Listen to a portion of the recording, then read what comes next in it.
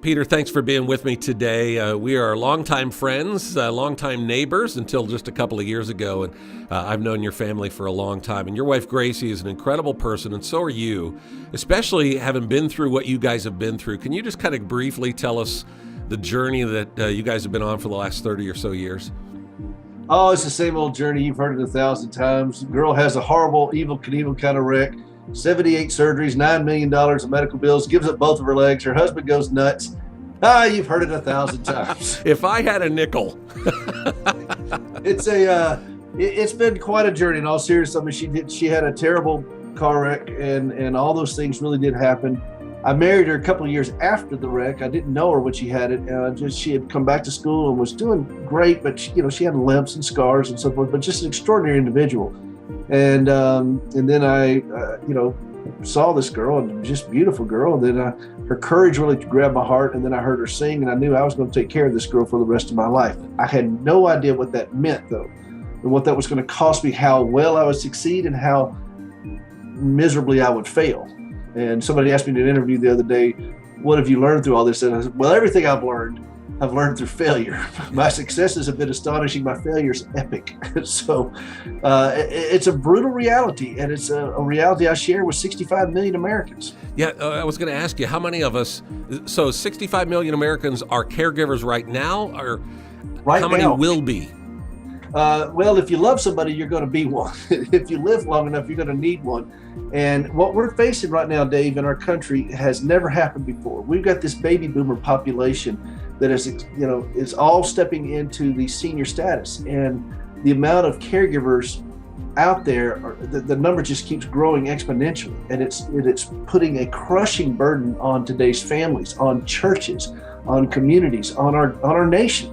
We just don't see it. It's been a kind of a slow boil, and you're starting to see now the fringes of it.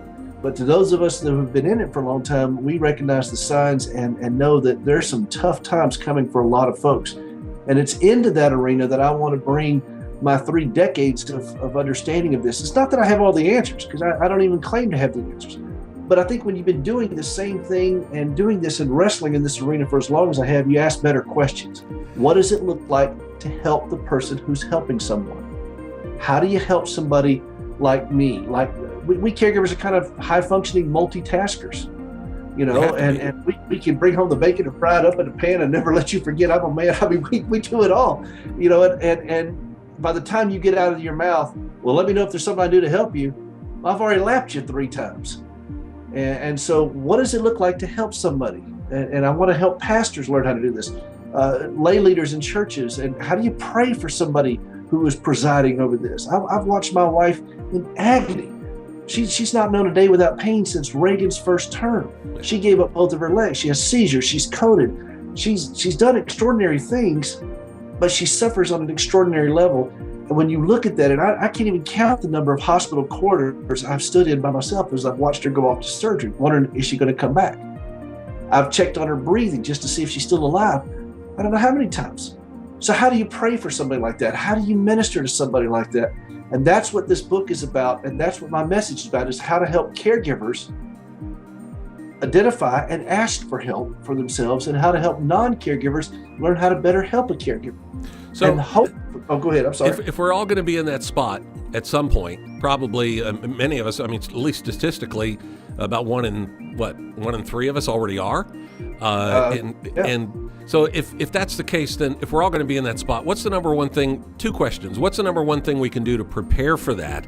Or if we're already in that spot, what's the number one thing we can do to take care of ourselves so that we can be there for others? All right, let's start with the latter. To take care of ourselves, our health is in jeopardy.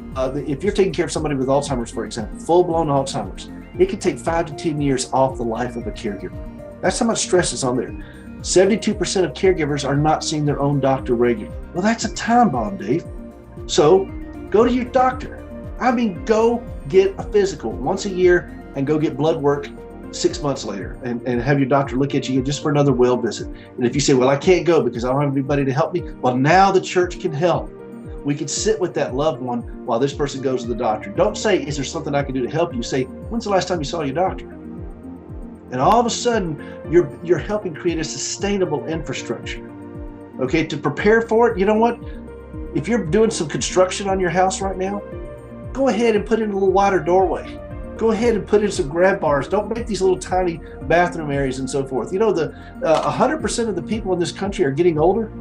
100%. Wow. Yeah, that's true. So if you're building a house, if you're designing a house, if you're modifying a house, if whatever it is, don't wait around till you have to tear out walls. Go ahead and plan for the fact that one day you may be in a wheelchair. And it may not be a permanent thing. You may just have an accident playing soccer or something like that with your kids or something. You need something. It doesn't cost as much to think ahead as it does to go ahead and tear out once you've already done it. Now, those are simple things.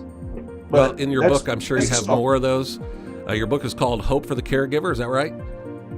It is, and it's on the unswerving belief that no matter what you're having to look at, however grim it is, however difficult it is, you don't have to be miserable in it. You can be at peace. You can be at peace with God in this thing. And dare I say it, put our hands over our mouth, we can even have joy, even while watching heartbreaking things. Well, I encourage everybody to pick up a copy of the book. We'll put a link here in the newsletter. So, Peter, thank you again, longtime friend. I really appreciate you being with me, and give your wife a hug for me. I will indeed. Thank you, and you as well, and I'll see you next time. Okay, sounds good.